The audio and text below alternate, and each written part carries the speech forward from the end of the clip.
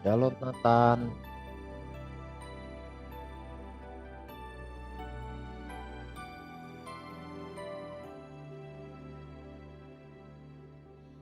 Ku berdiam dekat Bapa, semakin indah, indah ku rasa. Aku dilayakkan untuk memuji Dia. Kudus, kuduslah Raja segala raja. Ku bernyanyi bagi Dia, korban terindah akan ku sembahkan. Pujianku naikkan, jiwaku bersorak, aku diangkat semakin dekat dengan Bapa. Dalam hadiratnya ku rasa bahagia. Dalam hadiratnya ada damai dan sejahtera. Dalam hadiratnya ku temukan iman kekuatan. Dalam hadiratnya ku temukan kasih-Nya.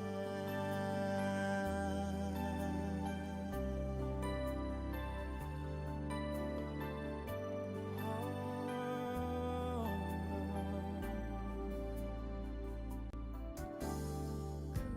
bernyanyi bagi Dia, korban terindah akan Shalom Novela. Pujianku naikkan, jiwaku bersorak, aku Shalom Pak Hek, shalom semuanya. semakin dekat dengan Bapa. dalam hadiratnya ku rasa bahagia. Dalam hadiratnya ada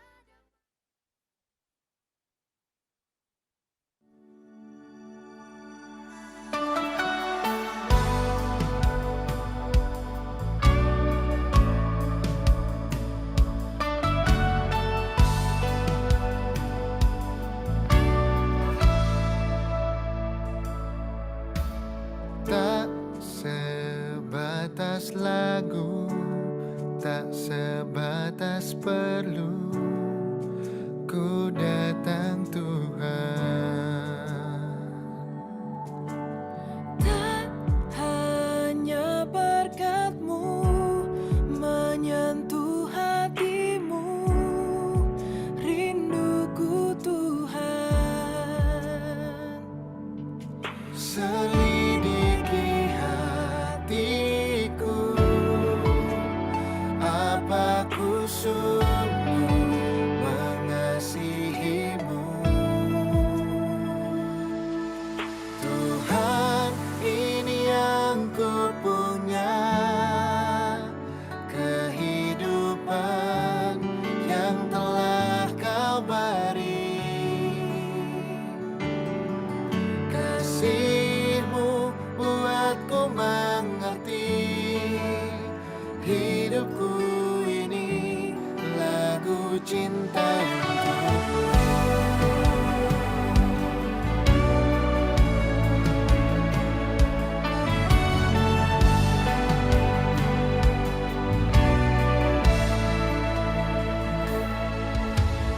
Tak sebatas lagu, tak sebatas perlu, ku datang Tuhan.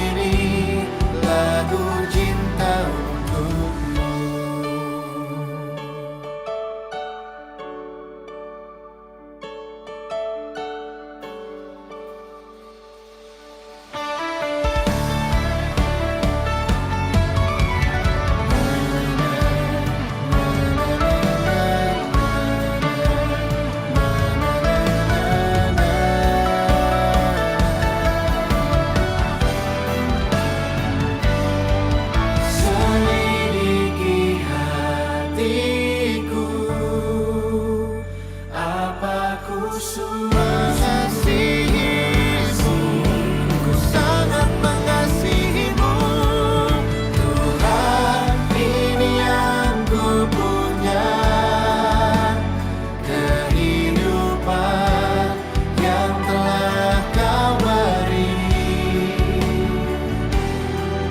Kasih-Mu buatku mengerti, hidupku ini lagu cinta-Mu Tuhan.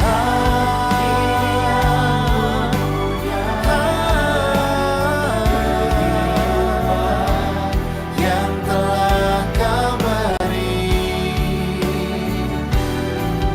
Kasih-Mu buatku mengerti, hidupku ini lagu cinta untuk-Mu. Kasih-Mu buatku mengerti, hidupku ini lagu cinta untuk-Mu. Lagu cinta untuk-Mu. Lagu cintaku. Lagu cinta untuk-Mu.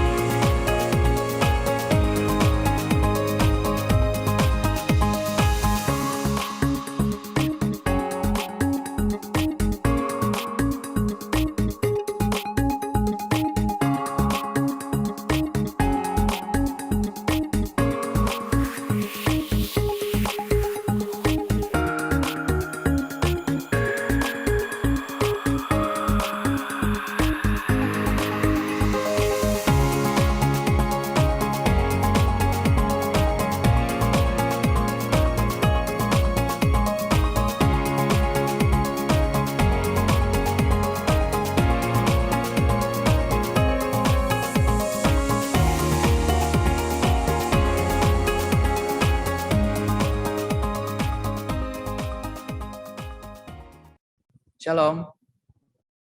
Selamat pagi saudara-saudara yang terkasih di dalam Tuhan Yesus. Apa kabarnya hari ini?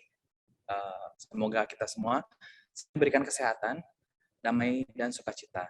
Sebelum memulai ibadah kita pada pagi hari ini, mari kita bersama masuk dalam doa.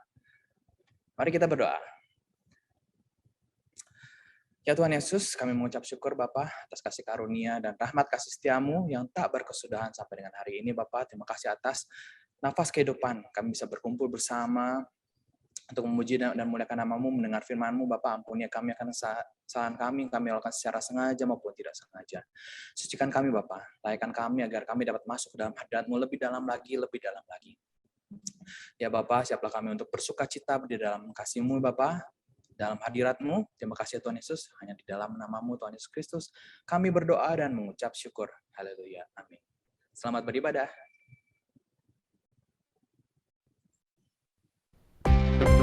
Haleluya, ajaib Tuhan kita, agung dan perkasa.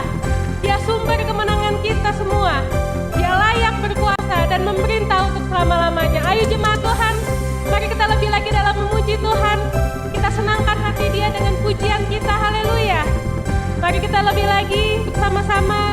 Saya undang jemaat kita katakan, tak terbayang. Terbayang kebesaran-Mu dan tak terbanding kekuatan-Mu Tuhan. Kau megah bagiku Segenap jiwa dan pengharapan telah kuserahkan untuk rencana-Mu Tuhan. Kau Raja atasku, hanya Kau yang layak ditinggikan. Jemaat kita katakan ajaib.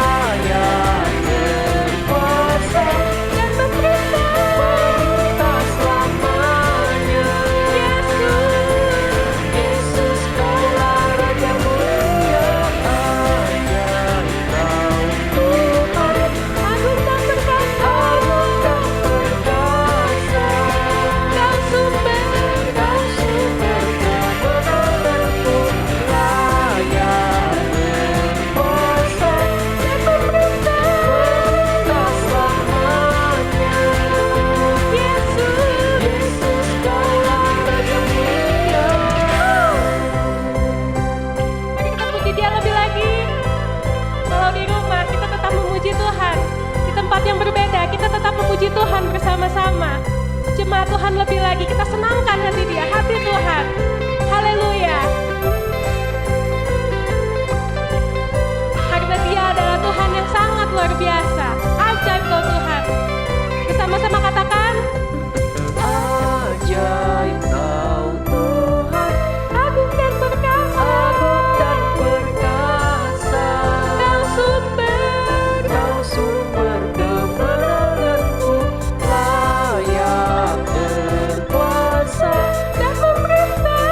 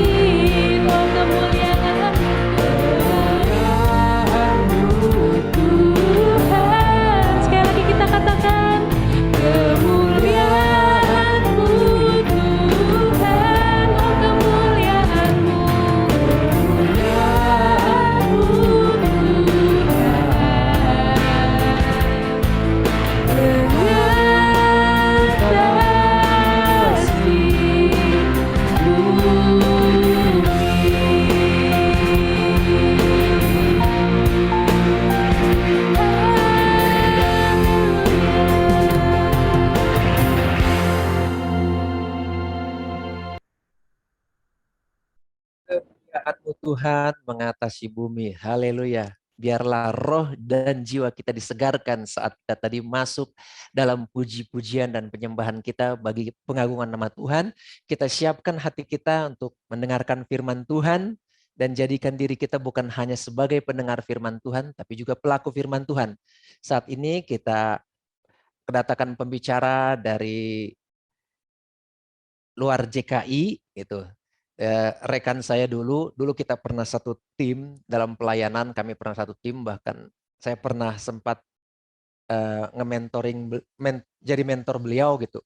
Walau nggak lama, ya, tapi beliau juga seorang yang cinta akan Tuhan dan berjuang mencari kebenaran, juga menuntut ilmu, dan kalau dibilang dari secara pendidikan sekarang beliau sudah di atas saya gitu. Beliau adalah sekarang dosen di Universitas Parahyangan, Universitas Katolik Parahyangan, kalau nggak salah jurusan mekatronika, susah ngomongnya. Nah, beliau doktor dari ITB juga sekaligus doktor dari Paris. Nah, sekarang kita persilahkan langsung kepada pembicara kita, kepada Dr. Christian Freddy Naa, dipersilahkan. Baik, terima kasih Pendeta Hendra sudah memperkenalkan tadi. Ya, salam kenal semua, selamat hari Minggu, semoga semua dalam keadaan sehat. Dan sebelum kita mendengarkan firman Tuhan dan merenungkannya dan belajar dari firman Tuhan, saya undang rekan-rekan sekalian untuk tundukkan kepala dan kita berdoa. Tuhan Allah Bapa kami yang baik, kami mengucap syukur untuk setiap kesempatan yang boleh kami miliki Tuhan, terutama dalam kesempatan beribadah bersama walaupun masih secara virtual. Kami mengucap syukur untuk setiap pelayan yang ada di sini. Ya, kami juga mengucap syukur untuk teknologi juga yang telah Engkau perkenankan kami gunakan. Biarlah Tuhan, suara Tuhan juga dapat masuk dalam hati dan pikiran kami, dan biarlah hamba-Mu yang jauh dari kesempurnaan ini dengan segala macam persiapannya juga dapat menjadi berkat dengan memberitakan firman Tuhan dan menginterpretasikan firman Tuhan, supaya firman Tuhan ini dapat hidup dalam hati dan pikiran kami. Kami juga berdoa buat para jemaat JKI di sini Tuhan, biarlah mereka juga dapat membuka hati dan pikirannya Tuhan, sehingga benih firman Tuhan dapat masuk dalam hati dan pikirannya dan dapat termanifestasi dalam suatu perbuatan, perkataan, suatu karya Tuhan agar menjadi berkat bagi sesama kami.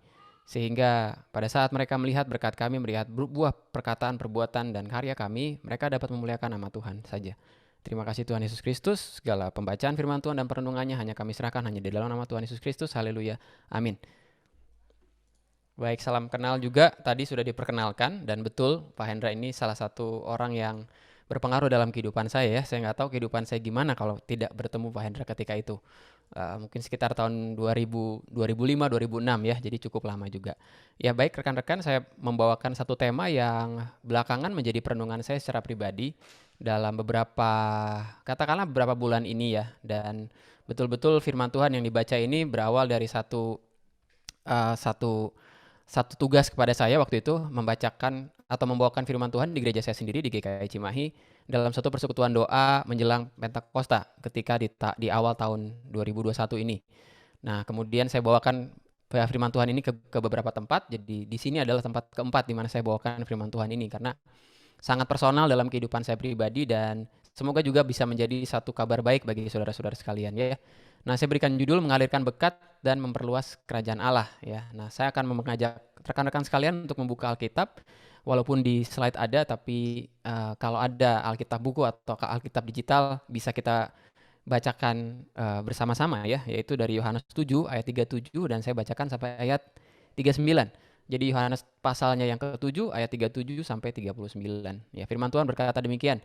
Dan pada hari terakhir yaitu pada puncak perayaan itu, nanti kita akan belajar perayaan apa yang sedang dialami oleh orang-orang yang diceritakan di kitab Yohanes ini ya. Yesus berdiri dan berseru, barang siapa haus, baiklah ia datang kepadaku dan minum. Barang siapa percaya kepadaku, seperti yang dikatakan oleh kitab suci, dari dalam hatinya akan mengalir aliran-aliran air hidup. Kemudian di ayat yang ke-39 berkata demikian, yang dimaksudkannya ialah roh yang akan diterima oleh mereka yang percaya kepadanya, sebab roh itu belum datang karena Yesus belum dimuliakan. Ya, ini bicara tentang Roh Kudus yang akan datang ketika Yesus sudah mati, bangkit, kemudian Roh Kudus turun. Ya, nah kata-kata yang saya cetak tebal adalah bagian dari perenungan kita. Karena kalau kita belajar dari kehidupan Yesus, ada banyak analogi yang yang dia katakan kepada orang-orang ya. Dia pernah berkata dalam satu perikop di Perjanjian Baru, terutama di kitab Injil, adalah bicara soal roti hidup, bicara soal air hidup ya. Semua yang sifat bicara soal lahir baru juga waktu percakapan dia dengan Nikodemus. Semua hal yang sifatnya simbol ya. Tapi kita mau pahami dari segi bagaimana sih firman ini bisa berkata-kata dalam kehidupan kita pribadi dan gimana kita mengaplikasikannya dan mengertinya ya. Nah, saya akan bercerita sedikit tentang perayaan yang sedang dibicarakan di Yohanes 7 ini ya. Karena perayaannya menarik ya, dan ternyata perayaan itu adalah Hari Raya Pondok Daun. Ya, jadi di satu tempat, di tempat biasanya orang Israel berkumpul dan merayakan Hari Raya Pondok Daun, itu ada air yang dialirkan dari pusat, katakanlah ini pusat rumah ibadahnya ya. Kemudian air itu dialirkan, lalu orang-orang dari rumah akan membawa tempayan, akan membawa tempat kendi lah atau membawa gelas mungkin ya, dan juga berusaha mengambil air itu ya. Ini adalah simbol suatu perayaan yang bagian dari bagaimana bangsa Israel keluar dari tanah Mesir ya, yaitu Hari Raya Pondok Daun. Karena setelah itu mereka akan merayakan Paskah ya, Paskah yang bukan kebangkitan Yesus, tapi Paskah yang Perjanjian Lama ya, di mana bangsa Israel itu keluar dari tanah Mesir 15 hari setelah bangsa Israel itu dibebaskan dengan tulah ke-10, yaitu kematian anak sulung ya. Jadi ketika Yesus datang di situ, dia berkata bahwa aliran itulah ya aliran air yang secara simbol yang dialirkan ketika Hari Raya Pondok Daun. Tapi ketika dia berkata aliran air hidup yang secara simbolik dan juga aliran air hidup yang nantinya kita akan belajar bahwa ternyata itu adalah Roh Kudus ya. Kemudian saya coba merenungkan bagaimana peran air dalam kehidupan kita ya. Dan kalau saya belajar, karena saya suka sejarah ya, walaupun jurusan saya lebih ke teknik gitu, tapi saya mempelajari sejarah, dan kalau teman-teman rekan-rekan sekalian juga sempat belajar sejarah di zaman SD, SMP atau SMA mungkin ya, kita ketahui bahwa air itu adalah sumber kehidupan ya. Dan sungai yang mengalir itu adalah pusat peradaban dunia.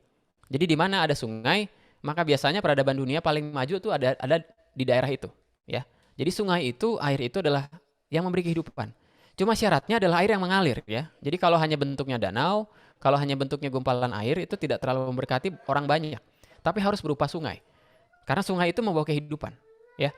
Nah, saya coba ajak teman-teman sekalian juga untuk coba kita lihat sejarah dunia, dan pusat peradaban dunia itu kurang lebih itu ada 4 ya. Jadi yang pertama adalah sungai yang paling kiri atas itu adalah sungai Nil yang ada di Mesir. Dan itulah kenapa Mesir bisa buat piramid, Mesir bisa buat Sphinx, Mesir teknologinya sangat maju ketika itu karena ada aliran sungai Nil ya. Jadi kalau saya kasih gambar di sini ada aliran sungai Nil ya. Maka di sekitarnya ini pasti ada kehidupan ya. Mereka bisa mengalirkan air sungai itu kemudian buat dalam suatu teknologi yang bisa mengairi cocok tanam mereka. Kemudian juga bisa digunakan buat tenaga air untuk menggiling ya gitu. Lalu yang sebelah kanan atas ini adalah Mesopotamia ya. Dan sungainya adalah sungai yang disebut di Kejadian 1, yaitu Tigris dan Efrat ya. Padahal Mesopotamia ini sekarang Irak itu adalah daerah yang paling panas di antara yang lain, tapi terlihat subur dan maju gitu. Semuanya karena sungai ya. Yang kiri bawah ini adalah Sungai Kuning ya, atau Huangho, itu di China juga. Jadi semua yang dilewatin sungai ini sekelilingnya itu jadi dapat berkat dan bisa maju, lebih maju daripada yang lain ya. Lalu yang terakhir ini adalah Sungai Indus yang ada di India, makanya ada Mohenjo-daro, ada Harappa dan sebagainya ya. Jadi kalau buka nanti mungkin rekan-rekan yang udah punya anak, coba lihat pelajaran sejarahnya, semua ngomong bahwa yang namanya sungai itu selalu punya kehidupan dan akan lebih maju dibandingkan tempat lain yang tidak punya sungai ya. Nah, apa yang mau kita coba pelajari dari analogi dari sejarah ini? Karena kita ingin mencoba mengartikan, menginterpretasikan apa sih maksud Yesus ketika ia berkata, barang siapa percaya kepadaku, seperti yang dikatakan dalam kitab suci, dari dalam hatinya akan mengalir aliran-aliran air hidup ya. Saya yakin dan percaya bahwa Yesus ini ngomong bukan tentang air yang secara harafiah ya, kan gak mungkin dari hati kita ini keluar air yang beneran air kan. Tapi apa sih maksudnya ya, dari dalam hatinya ini akan mengalir aliran-aliran air hidup, itu artinya apa ya. Nah, saya bawa saudara-saudara coba kita lihat ada saya mau pakai analogi juga yang secara geografis ya, dan ini harusnya mudah sekali untuk dipahami. Kalau teman-teman tahu ada satu sungai yang sangat menjadi simbol, kalau di Alkitab ya, menjadi simbol, sungai ini selalu disebut-sebut di Perjanjian Lama maupun Perjanjian Baru ya. Di Perjanjian Lama sungai ini diseberangi ketika kalau nggak salah waktu itu Yosua akan membawa bangsa Israel ke tanah Kanaan, harus diseberangi. Kemudian ketika zaman Yesus mau dibaptis, Yesus dibaptisnya di sungai ini ya. Nah, namanya Sungai Yordan ya. Jadi Sungai Yordan ini adalah sungai yang menarik. Menariknya gini, dari Sungai Yordan, dia tuh mengalirkan ke dua macam laut atau dua macam danau. Yang di atas adalah yang disebut dengan Danau Galilea, itu yang di atas yang saya lingkarin pakai warna merah ini. Yang di bawah adalah Laut Mati, ya. Jadi yang di bawah ini Laut Mati dari Danau Galilea. Laut Mati dan juga Laut Galilea lah. Orang nyebutnya bisa danau, bisa laut ya. Sebetulnya itu danau gitu, ya. Nah, jadi rekan-rekan bisa pelajari di sini ada satu aliran sungai, satu aliran sungai. Dia mengalirkan ke dua macam danau atau dua laut ya. Yang pertama adalah Danau Galilea, yang kedua adalah danau atau Laut Mati ya. Nah, yang menarik adalah keadaan dua danau ini berbeda ya. Nah, saya coba cari-cari gambar gimana sih keadaan Laut Galilea. Itu indahnya bukan main ya. Di sini bahkan ada Dogi yang lagi berenang ya. Jadi Laut Galilea itu adalah laut yang kaya akan kehidupan ya. Sangat kaya, saking kayanya dia ada banyak jenis ikan yang rekan-rekan kalau ke sana, saya juga belum pernah ke sana, tapi jenis ikan yang nggak ada di tempat lain. Jadi kaya banget gitu ya dengan flora dan fauna, kemudian juga keadaannya baik, kalau mau selfie di situ dan foto di situ juga sangat eye catching lah ya. Jadi sangat-sangat baik keadaannya, subur di mana-mana ya. Dan itu adalah Laut Galilea ya. Tapi kalau kita lihat Laut Mati atau Dead Sea ya, itu keadaannya beda jauh. Beda jauhnya gini, kalau rekan-rekan taruh ikan di situ, ikannya mati ya. Karena sedemikian asinnya. Dan kalau berenang di situ, kita nggak mungkin tenggelam. Jadi kalau mau berenang di Laut Mati itu nggak tenggelam, tapi teman-teman tuh semua akan terapung ya, gitu. Nah, Laut Mati itu keadaannya ternyata seperti ini ya. Dia tidak mengalirkan aliran sungainya, aliran lautnya itu kemana-mana. Jadi ini disebut sebagai laut yang paling rendah secara meter di atas permukaan laut. Dan dia cuma nampung doang. Itulah kenapa garamnya, asinnya itu tertumpuk di situ. Ya. Nah, Laut Mati ini tidak mungkin ada kehidupan. Jadi kalau naruh ikan di situ mati. Taruh siram tanaman dengan air yang berasal dari Laut Mati, makanya disebut sebagai Laut Mati ya. Itu langsung mati. Karena memang sangat asin. Ya, jadi kalau dilihat di sini itu adalah garam yang sudah tertumpuk bertahun-tahun, mungkin beratus-ratus tahun ya. Dan kalau kita lihat di sini ada dua keadaan danau atau laut yang berbeda, padahal aliran sungainya sama gitu, ya. Jadi sangat menarik, ya. Jadi bedanya gini ternyata Laut Galilea itu bisa dibilang laut yang nggak egois ya. Dia mendapatkan aliran sungai dari Sungai Yordan lalu dia mengalirkan ke tempat yang lain. Ada yang ke laut, ada yang melewati jalur sungai yang lain gitu ya. Tapi yang namanya Laut Mati itu cuma nampung doang. Maka pertanyaan saya adalah, hidup saudara mau jadi kayak apa? Karena aliran dari Roh Kudusnya itu adalah sama, betul apa tidak? Amin kan? Kita kan menyembah Tuhan yang sama nih. Walaupun ajaran gereja kita beda nih, beda doktrin dan sebagainya. Saya nggak persoalan itu. Tapi Roh Kudusnya kan sama, betul apa tidak? Ya kan?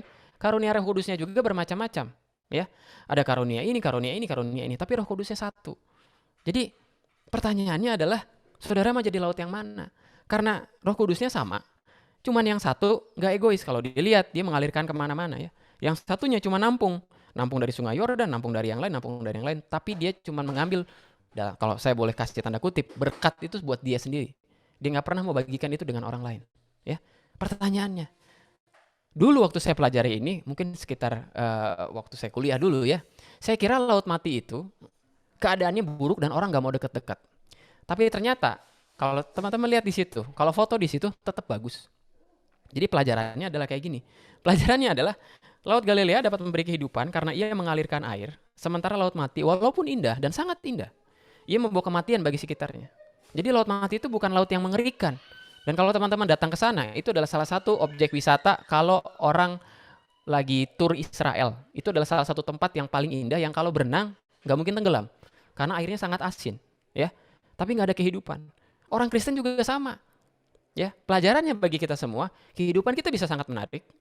Omongan kita didengar sama orang, kemudian ngasih persembahan kemana-mana gitu kan. Tapi nggak jadi berkat gitu. Karena dia cuma menampung doang. Dan dia tidak mengalirkan aliran air, kalau saya boleh kasih tanda kutip, aliran air dari Roh Kudus gitu. Maka pertanyaannya adalah, saudara mau jadi laut yang mana? Laut Galilea atau Laut Mati? Ya. Jadi Laut Galilea itu dapat memberi kehidupan karena ia mengalirkan air. Laut Mati walaupun indah, ia membawa kematian bagi sekitarnya.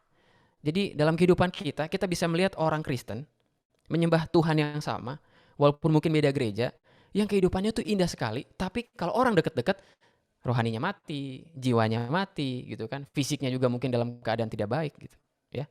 Tapi kalau yang namanya Laut Galilea, sedemikian hingga dia punya aliran air dari Sungai Yordan, tapi begitu membawa kehidupan. Bukan cuma indah, tapi membawa kehidupan juga bagi flora dan fauna dan juga manusia-manusia yang ada di sekitarnya.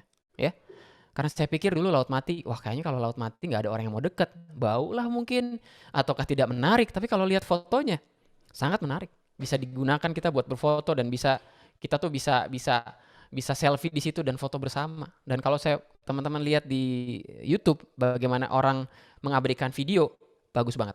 Orang banyak datang. Tapi bedanya cuma nggak ada kehidupan doang, ya. Maka pelajaran dari aliran air hidup ini adalah saudara dan saya punya Roh Kudus yang sama, yang mengalirkan berkat-Nya dari Tuhan lewat hati dan pikiran kita, keluar dalam bentuk prestasi, keluar dalam bentuk karya, keluar dalam bentuk reputasi. Tapi apakah semuanya itu menjadi berkat buat orang lain? Ya, maka saya coba memberikan satu pertanyaan yang menggelitik buat saudara. Hidup kita ingin seperti apa? Ingin seperti Laut Galilea atau laut mati? Pilihannya ada di tempat kita. Karena saya yakin Tuhan ngasih berkat tidak pernah pilih-pilih. Dia akan ngasih berkat sebagaimana dia punya hak prerogatif dari Tuhan. Ya, mungkin kalau kita menyenangkan hati Tuhan, kita mendapatkan berkat lebih. Tapi apakah berkat itu kita salurkan kepada orang lain? Saya mau bagikan satu kesaksian pribadi kepada saudara. Ya, satu kesaksian yang waktu dulu ketika saya mulai mau punya rencana menikah, ya saya memiliki satu kebiasaan buruk yaitu dalam hal keuangan. Saya tidak pernah setiap perpuluhan. Tapi ketika lagi dalam masa butuh uang, saya baru mendapatkan pekerjaan di Unpar. Saya berkomitmen pada Tuhan, setiap bulan saya akan memberikan 10% dari setiap income yang saya terima. Sampai saat ini saya punya cashback, saya laporkan tidak ke orang pajak, tapi saya laporkan dalam Google Sheets bersama dengan keluarga. Kemudian saya mencoba untuk mengalirkan berkat itu kepada orang yang membutuhkan, ya. Karena satu kesaksian pribadi ini berkata bahwa ketika saya betul-betul membutuhkan berkat Tuhan, dalam hal ini adalah hal ekonomi dan finansial, tapi saya berani berkomitmen dan ini sudah jalan tahun yang ketiga. Saya tidak pernah gagal gitu. Bukan gagal ya. Saya tidak pernah lose dalam memberikan 10% dari setiap income itu. Setiap bulannya saya selalu berikan kepada entah itu gereja, entah itu ada anak sekolah yang sekarang saya biayai dua anak sedang sekolah. Dan yang satu masuk SMP, yang satu masih di SD. Dan saya yakin itu adalah ada berkat Tuhan yang dititipkan. Karena saya nggak mau jadi laut mati. Kehidupannya menarik. Kalau tadi Pendeta Hendra bilang sekolahnya jauh, saya punya S2 di Jepang, saya punya S3 di Prancis, dua-duanya masing-masing 2 gelar. Kehidupan saya sangat menarik. Tapi kalau orang dekat, apakah mereka mendapatkan berkat yang harusnya saya salurkan kepada mereka yang berasal dari Tuhan dan Roh Kudus? Maka pilihannya adalah apakah saudara menjadi laut Galilea atau laut mati? Ya. Sekarang bagian yang kedua dari khotbah saya adalah apa sih yang dimaksud dengan memperluas kerajaan Allah? Ya. Karena saya yakin kalau saudara sudah memilih yang namanya, saya mau jadi laut Galilea nih. Dapat aliran berkat dari Tuhan, dalam hal ini analoginya adalah Sungai Yordan. Saya mau alirkan itu kepada orang lain. Supaya kehidupan saya bukan hanya indah dilihat, elok dilihat, tapi juga orang yang dekat dengan saya dapat berkat. Berkat dalam bentuk perkataan, kesaksian, berkat finansial, berkat apapun itu, ya. Dan tanpa sadar kita bisa kasih berkat dengan banyak cara, ya. Tapi di sini saya berkata bahwa saat kita menjadi saluran berkat Tuhan, saat itulah kerajaan Allah diperluas. Pertanyaannya adalah, ini kadang menggelitik saya juga lah.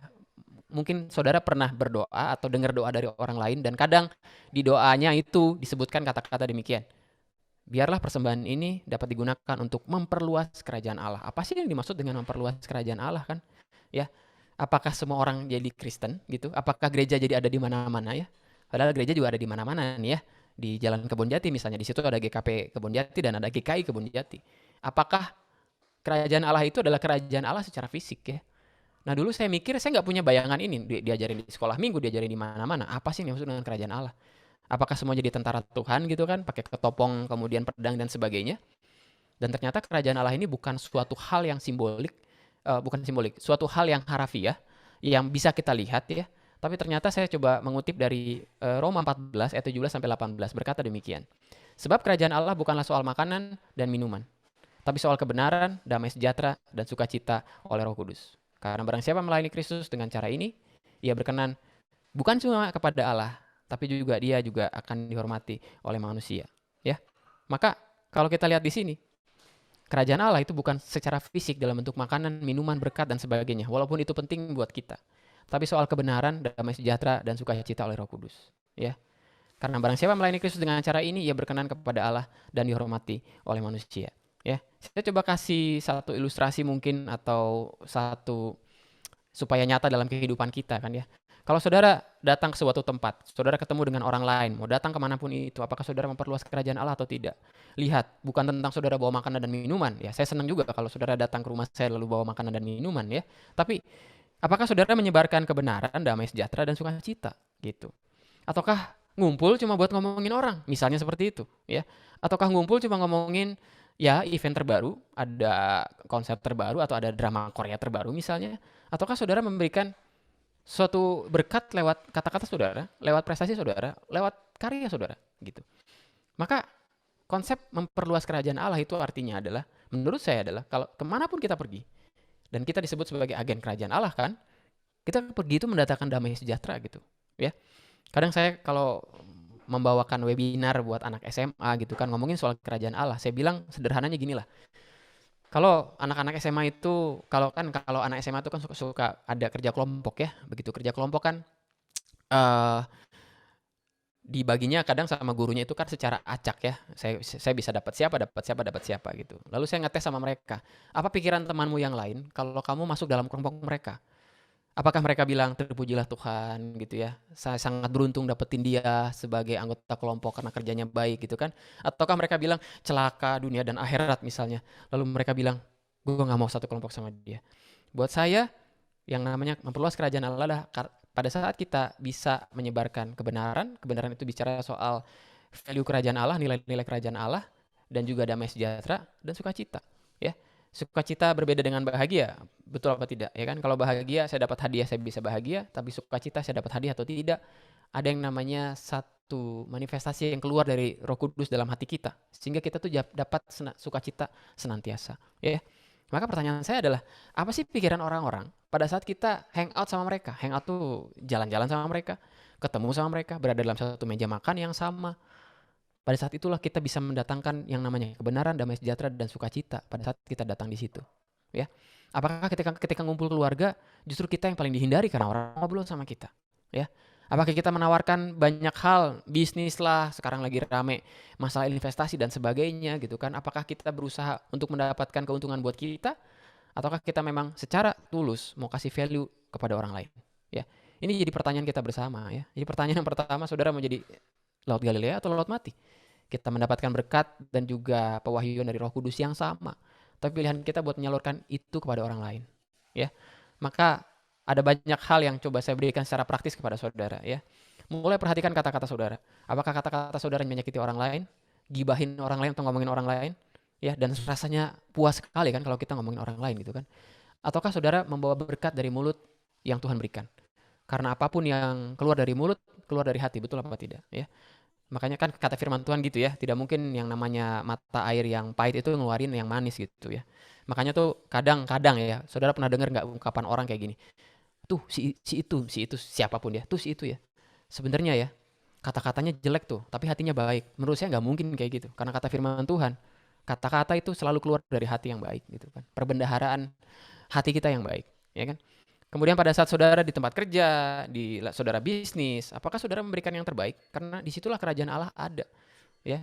Karena banyak orang Kristen yang kadang kalau saya ngomong sama profesional ya, baru kerja gitu kan, kemudian mereka sudah naik pangkat, atau misalkan mereka sudah kerja sekitar 3-5 tahun, saya bilang, saudara tuh bisa bernilai, ingin tahu saudara bernilai atau tidak di tempat pekerjaan, coba tes bosnya. Saya bilang gini, kalau tes sama bosnya, saudara bilang gini lah, Pak, saya kayaknya udah mau cari challenge di tempat lain. Anak milenial kan challenge ya. Karena saya kebanyakan ngomong sama anak muda gitu. Lalu saudara mungkin bilang gini, ngetes aja sama bosnya ya. Kalau mau dicoba besok Senin ya boleh, cuman saya nggak tanggung juga akibatnya apa. Kalau saudara ngobrol sama bosnya gitu, bos kayaknya saya mau pindah kerja. Apakah bosnya ngomong, waduh pindah kerja? Wah kayaknya sayang banget ya, kamu sangat bernilai di tempat ini, deadline selalu dikerjakan, hasil kerja baik. Kamu mau naik kerja berapa? Naik gaji berapa? Kemudian dikasih cek, tulisin di situ mau naik gaji berapa, perlu bonus berapa, yang penting lu jangan pergi. Itu alternatif pertama. Atau alternatif kedua, justru bosnya bilang gini, kenapa nggak dari dulu? Lu udah beban di sini. Kenapa nggak dari dulu? Dikasih deadline buat minggu depan, beresnya 10 hari. Ya udah, karena gua nggak bisa mecat dan lu mau resign, puji Tuhan, Lalu dikasih surat pengunduran diri misalnya, ya. Kalau mau coba ya silakan coba besok, ya. Apakah kita cukup bernilai atau tidak, ya. Saya punya satu keyakinan teman-teman, bagaimana manifestasi Roh Kudus bisa keluar dalam hati dan pikiran kita, ya. Keluar dalam bentuk pujian itu baik, keluar dalam bentuk pujian dalam bahasa roh juga baik. Tapi bukankah lebih baik, dan Roma 12 ayat 1 sampai 2 berkata bahwa persembahan yang baik, yang kudus adalah yang keluar dari tubuh kita. Tubuh kita bisa mengeluarkan karya, tubuh kita bisa mengeluarkan satu kata-kata pujian buat orang, ya. Ketika orang-orang datang kemudian ngomongin orang lain, mungkin kita harus memperingatkan mereka bahwa nggak baik untuk ngomongin orang lain, ya. Mari kita bicara soal ide, gimana kita bisa memperluas kerajaan Allah dalam hal ini, mengajakin orang buat persekutuan misalnya, buat ibadah seperti ini yang ada di gereja saudara, ya. Maka satu kesimpulan yang bisa saya berikan kepada saudara adalah, saudara mau jadi yang mana? Karena saya yakin, walaupun saudara tidak melihat berkat Tuhan ada, cuma kitanya nggak sadar. Betul apa tidak? Ya, kita kadang-kadang dulu berkat Tuhan mana? Karena kita mencoba mengerdilkan yang namanya berkat Tuhan dalam mindset kita. Karena kita pikir berkat Tuhan adalah begini. Bukankah sekarang kesehatan adalah berkat Tuhan? Coba saudara buka hati dan pikiran dan mata saudara. Begitu banyak berkat Tuhan yang ada, yang Tuhan titipkan lah kalau saya boleh bilang, ya.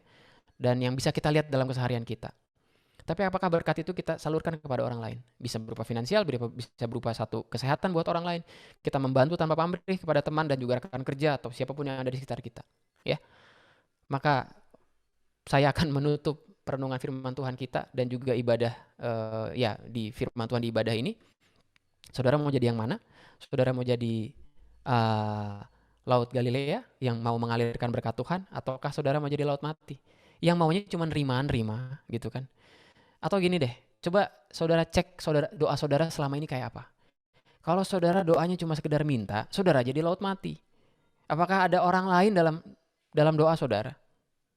Dan kiranya firman Tuhan ini dapat menjadi suatu perenungan buat kita bersama, dan biarlah Tuhan dimuliakan dengan setiap perkataan kita, perbuatan kita, dan karya yang keluar dari diri kita. Dan kiranya setiap doa yang kita naikkan, ada orang lain di situ, bukan hanya tentang kita, bukan hanya tentang pelayanan kita, bahkan bukan hanya juga tentang keluarga kita.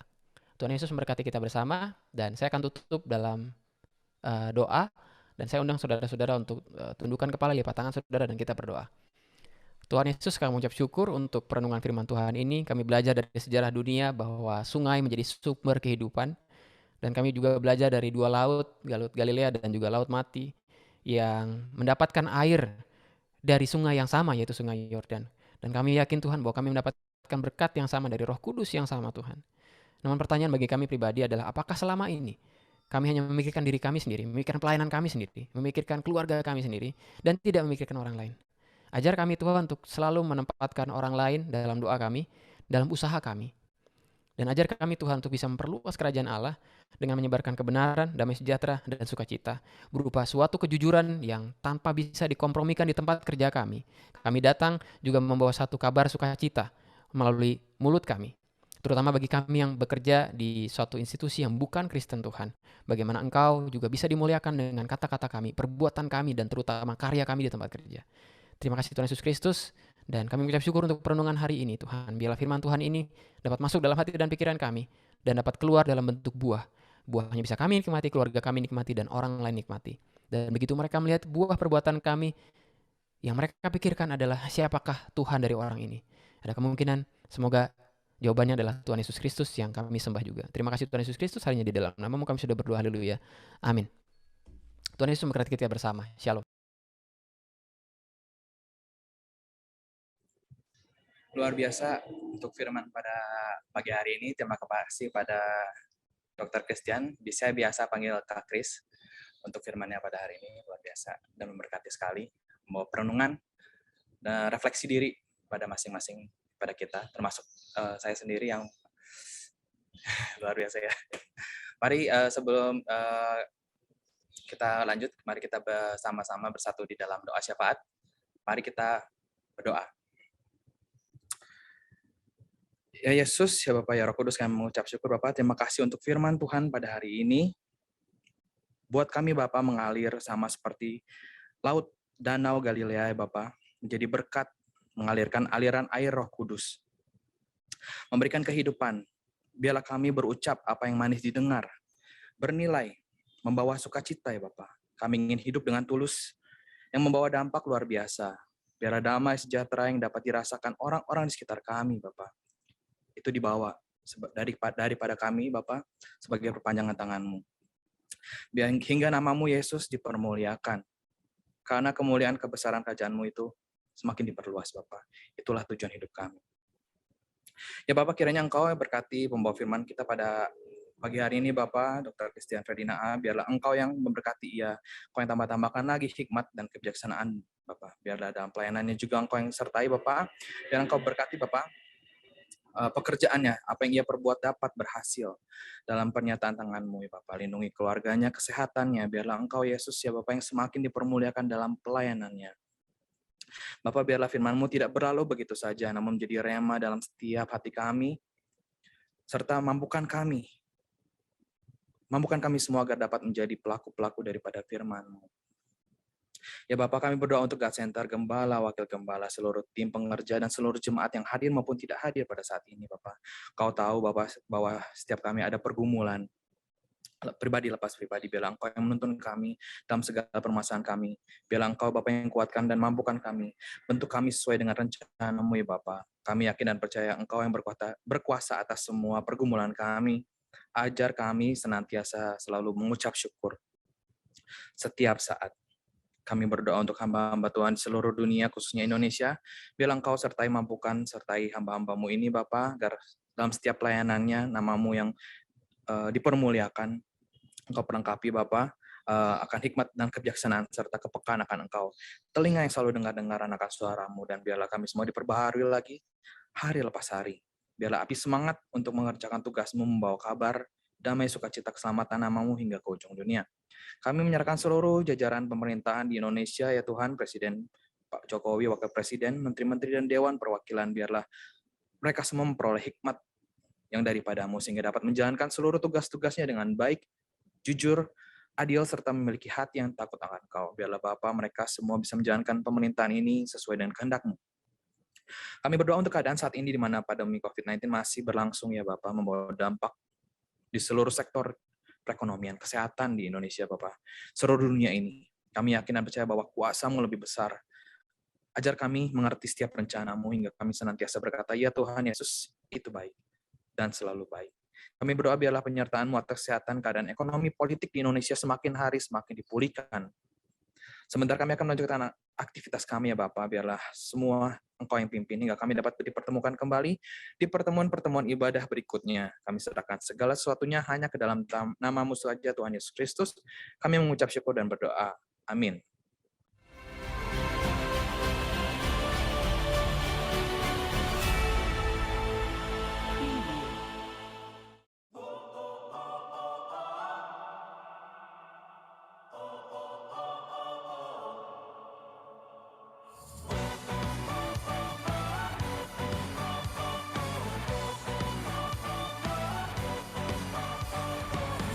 Dari utara ke selatan, terdengar pujian bagi Allah. Dari barat sampai ke timur, nama Yesus disanjung tinggi. Dari pulau-pulau, lembah-lembah, gunung-gunung yang tinggi, Kemuliaannya disaksikan, kebesarannya diceritakan. Yesus, Yesus, nama Yesus disanjung tinggi. dari pulau-pulau, lembah-lembah, gunung yang tinggi. Allahku dahsyat berkuasa, seluruh bumi sujud menyembah, tinggikan nama-Mu. Allahku dahsyat berkuasa, seluruh bumi sujud. Haleluya. Ada beberapa pengumuman yang mau saya ulang, tapi sebelumnya saya ucapkan terima kasih kepada rekan saya, Dr. Christian Fredina A, telah menabur benih firman Tuhan bagi kita saat ini. Jangan bosan-bosannya memberkati God Center. Ketika kita panggil, kiranya ada slot waktu buat kita. Saya tahu beliau itu orang sibuk, jadi sulit untuk memesan waktunya. Tapi ya puji Tuhan minggu ini kita bisa, pas saya hubungi tiba-tiba pas kosong lagi jadwalnya. Biasanya penuh tuh. Biasanya di status Facebook juga jadwal saya sudah penuh, suka gitu. Ya, terima kasih buat hambanya Dr. Christian Fredina A yang telah menabur berkat firman Tuhan. Kiranya Tuhan berkati lebih lagi dan lebih lagi dalam pelayanan pekerjaan juga dalam keluarga. Saudara sekalian, Rabu ini kita ada pertemuan raya bersama Teon, yaitu Komsel Karunia di Jakarta. Ya, mari bersama-sama dalam pertemuan raya. Ini adalah aliansi kita, aliansi tanpa tembok namanya. Tiap Rabu jam 7 kita mengundang untuk tetap hadir dalam acara ini. Juga setiap hari Sabtu kita ada morning call, mari kita berdoa. Bagi saudara yang punya pergumulan, beban berat, kita berdoa. Ya, kita percaya saat kita berdoa, saling mendoakan, saling memberkati dalam doa syafaat, doa sepakat bersama. Kita percaya ada kuasa Tuhan, mujizat Tuhan dinyatakan. Apapun pergumulan saudara, percaya ada kuasa Tuhan. Ya, mari berani melangkah sesuai dengan firman Tuhan yang disampaikan tadi. Kita belajar untuk mengalirkan berkat itu. Ya minimal mendoakan sesama kita. Pasti kita juga didoakan. Apa yang kita lakukan pada sesama kita, kita juga akan menuainya. Haleluya. Kita bertemu dalam ibadah raya minggu depan, ya minggu terakhir dalam bulan ini. Saya belum dapat temanya, jadi saya belum bisa sampaikan gitu. Tapi bukan saya pembicaranya. Surprise lah, nanti muncul pembicaranya untuk minggu tanggal 31. Karena flyernya juga belum dikerjakan oleh Febri. Dan saudara, pengumuman terakhir, kita Natal ini rencananya akan onsite dan semoga virus corona nggak naik-naik lagi kasusnya. Doakan supaya pencarian gedung yang tepat cocok untuk kita untuk onsite Natal ini boleh terbuka ya. Febri sudah berusaha menghubungi pihak BTC maupun Kopo Square. Saya sih berharap bisa di Kopo Square karena itu lebih nyaman lah untuk ibadah onsite khususnya untuk Natal ini. Bagi saudara yang tergerak hati untuk membantu pendanaan Natal, karena kita juga harus ada sewa gedung, peralatan dan perlengkapan yang kita butuhkan, saudara bisa memberkati melalui kirimkan berkat saudara melalui rekening God Center yang tadi sudah tertera di layar. Itu bagi saudara yang tergerak itu. Dan tetap dukung doa supaya Natal ini boleh kita laksanakan secara onsite, karena beberapa jemaat yang kita lawat mereka berkata sudah jenuh dengan online, kalau bisa onsite. Ya kita siap-siap aja, yang penting semua sudah vaksin dan mau prokes. Hayo-hayo aja, kita siap. Baik saudara sekalian, kita tutup ibadah raya kita dengan doa penutup dan berkat. Sebelumnya kita berdoa buat pembicara kita saat ini, lalu nanti kita tutup dalam doa berkat. Mari kita berdoa.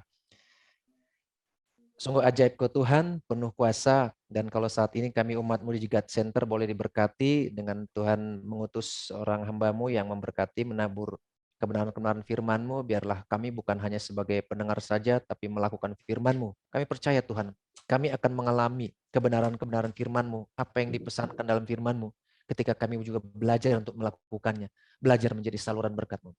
Nah itu Tuhan, berikan kami hati untuk melakukan firman-Mu, untuk melakukan kehendak-Mu menjadi saluran berkat kerajaan Allah. Bukan hanya secara roh, tapi juga jasmani dan lahiriah. Ajarkan kami, mampukan kami untuk menjadi pelaku firman-Mu, menjadi saluran berkat-Mu. Berkati hamba-Mu, Dr. Christiana